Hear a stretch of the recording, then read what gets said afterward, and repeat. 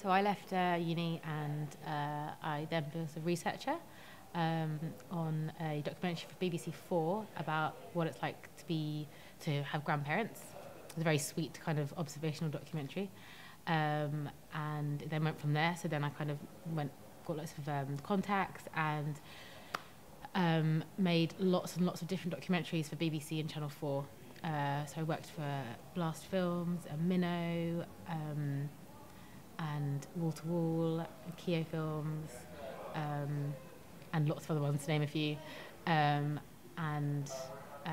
Yes, I'm now a producer, working as for myself. I started up a production company about spent a year after graduating, sussing out what to do, how to set up a company, started up a company, and since then have been running a company.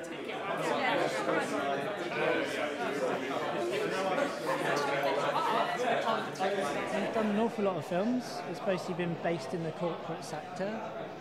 We've also worked on several broadcast films, documentary based for places like BBC Bristol, CBBC, VPRO in Holland, and also BBC Three. Since leaving Newport Film School, first of all I went freelance and had some cool opportunities to work on some documentaries and some programmes in Cardiff, which was really cool. And then I managed to land a job for a new project called 3VTV, which is a pilot project for local TV based in South Wales in the valleys.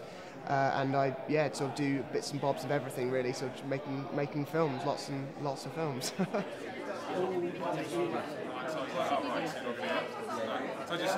Initially moved to London.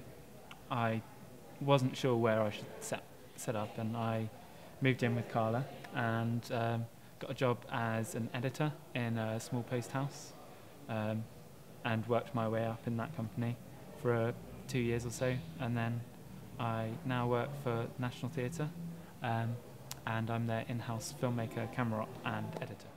I was lucky enough to get a job straight out of this course. I now work for a production company called Wordley Production, based in Penarth, just outside Cardiff, who do advertising, and I'm the production assistant, so I do all sorts of things. I did a 20-minute documentary for Canadian TV in Congo on sexual violence. We followed a local lawyer around eastern Congo, trying to bring perpetrators of sexual violence to justice. It was during a very unstable time, so we had some tricky encounters, but I was producing it and I co-shot some of it. So that was one. I've been working for BBC Three on a Stacey Dooley thing where she was investigating tourism and the truth across East Africa. I was an assistant producer on that. Done stuff for BBC Big Cat, did a thing for Channel 4, various things, and a lot of aid work as well, so Oxfam, Care, and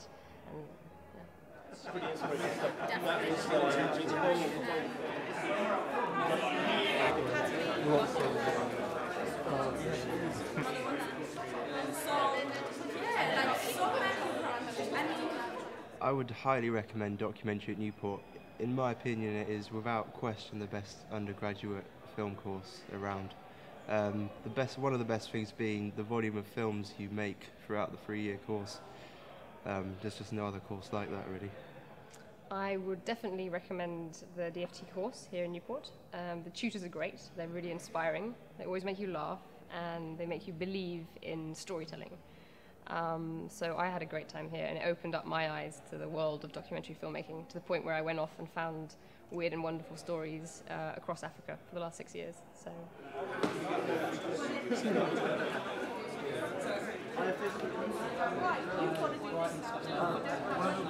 In the 3 years, you have the time to meet other passionate filmmakers, and just experiment and make mistakes. And I made a load of mistakes, and but I learned a lot, and everyone's really supportive on the course. And I guess that's it. You learn about story. You learn to tell stories, and the importance of that, and the importance of character, and rather than the technical side, which you just learn by doing it, by making those mistakes and learning like that. So, but I'd highly recommend the course because, I don't know, I felt like I got a lot from it. Yeah. So I think having people physically making films and teaching you, okay, it might be a bit annoying because there's the odd time when they're not there when you want them to be, but I think it's 10 times more valuable than having somebody who, yeah, just learned everything from a book.